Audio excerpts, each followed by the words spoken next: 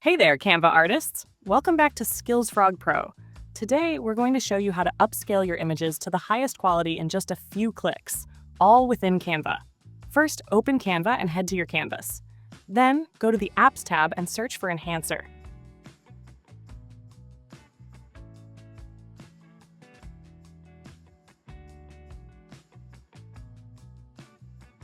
Select the app developed by WeShop AI.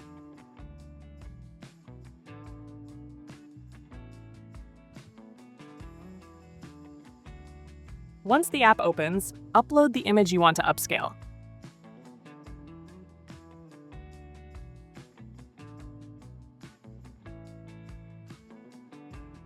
Choose the 2x ratio for this demo. Next, pick your upscale method: general, detail preserving, or edge sharpening. Since we're working with a profile picture, let's choose general.